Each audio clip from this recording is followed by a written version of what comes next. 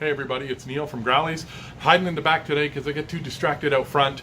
I've asked for a little privacy so that I can just get this video done real quick. Sundays are getting busier and busier, and it's a great thing to see. It's just hard to do these videos, and I might have to figure out another way or time to do them. So today I want to talk about seasonal allergies. Seasonal allergies are really common. We're seeing them more and more earlier this year because, of course, we're having a very mild February, and so I thought it was very topical to do some seasonal allergy talk today. So often, seasonal allergies usually come through in our dogs and cats as skin irritation, inflammation. And so, the cycle begins with itchiness, and then the inflamed, and then ends up with inflamed skin, and then they scratch, and then that causes more itchiness, which causes more inflammation, which then causes potentially bacterial infections, or yeasty paws, or yeasty skin, or armpits all red, or ears, or the inflammation can come up anywhere on their largest organ, the skin. And then the thing about that is that often what that cycle ends up is you have a dog who's, let's say, at 2 with seasonal allergies between May and August, or May and September, when the grasses are out, or when the pollens are out, or for a short period of time, a couple months, when all of the pollens are out and the trees are doing their thing. But then the next year, instead of being May to September, it's now April to October, and then the third or fourth year of their life, or fifth year of their life, you're looking at, instead of April to October, you're looking for just a dog who's got inflammation and itchiness year round. And so it gets worse and worse and worse progressively.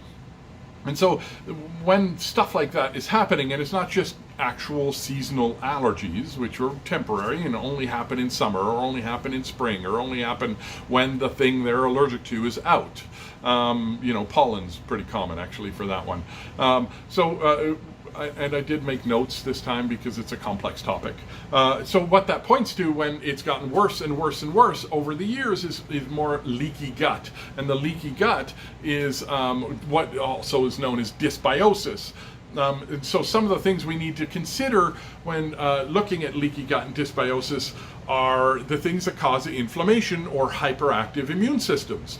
So vaccines would be one. If you have an adult dog and he's had all of his puppy shots, stop regularly vaccinating. I'm not saying that vaccines are bad, vaccines are good, but I'm talking about responsible vaccination. So when you get a request to consider vaccination, ask for a titer. A titer is an inexpensive way to test and see whether or not those animals still have the antibodies present against whatever it is the vaccine is for instance, rabies. And so you can see that they're still immune to rabies, and they don't require a vaccine, which would inflame their immune system even further. And so by reducing how often we're vaccinating, we can reduce the inflammation in a pet.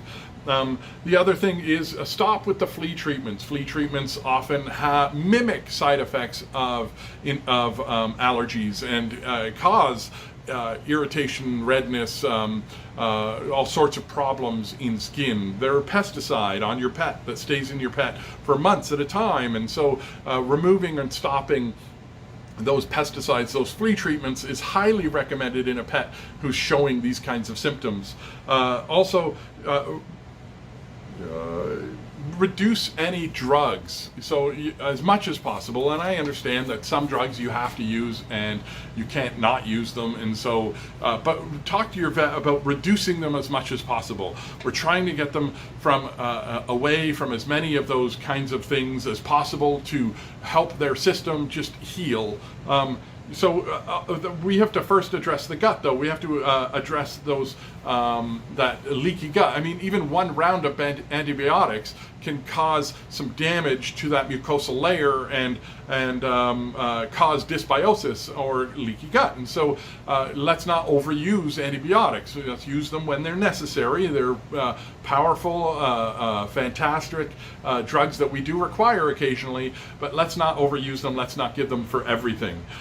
There is a test at Texas A&M University that you can search for online about gut dysbiosis in dogs, and you can contact, if you're in a terrible situation, that university, that organization, Texas A&M University, for the gut dysbiosis test for dogs. And I don't know what's involved in that, but I know it's there and it's available should your vet and you decide that that's something you want to do. I mean, triggers are also high carbohydrate foods. So like, so we want to reduce the number of carbohydrates or starchy foods like grains and lentils and peas and tapioca and potatoes and things of that nature from their diet. Reduce the amount of those things, because ultimately those things are adding to the inflammation. They're not anti-inflammatory, they're inflammation causing. They're high carbohydrate, high glycemic index, so on and so forth. So by reducing those starchy foods, we're also reducing the amount of food supply for the yeast that often follow this kind of inflammation. So those yeasty bacterial infections, you can reduce the amount of food supply that's available to those yeast by reducing the amount of sugars in the diet. And starch is sugar, so when we feed a starchy diet, the starchy diet causes inflammation. The inflammation feeds the yeast overgrow. Also, no chicken. We remove chicken because it's not only in Chinese herbal medicine considered a hot food, and some of our customers follow that kind of thinking, but it's also terribly raised for market to go to market in 7 weeks, and so its omega-3 to omega-6 ratios are quite inflammatory.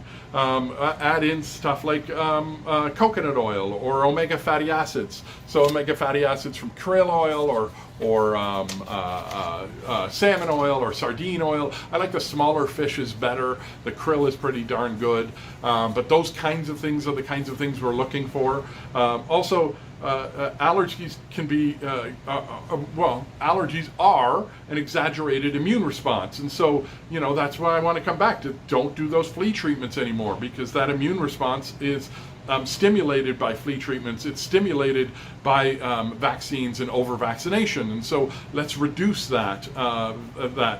Also, wash your pet. It's called irrigation therapy by some people, but ultimately it's not fancy. Just wash your pet down. Remove the allergens from their body. Do a paw wash. Use a little bit of apple cider vinegar in there if he has no open wounds. Don't use any fancy soaps. Don't use any scents. None of that kind of stuff. Like foot soaks are fantastic. Also, lastly, clean up the environment that they're in. So the number one source of volatile organic compounds in the household is your dryer sheets or your plug-in scent things or your scented candles. Reduce the amount of those. Clean the environment. Wash his pet bed with soaps with no fragrance, stuff like that. Did he get a bed recently? Is he reacting badly to the bed? Those are the kinds of things. Clean that environment. Those are the kinds of things that we're looking for. And of course, always fresh foods matter. So reducing the amount of processed food in the diet and including some fresh foods in the diet is an absolute benefit. Sorry for my long video today, but I hope you all enjoy it, and thank you for your patience. Cheers.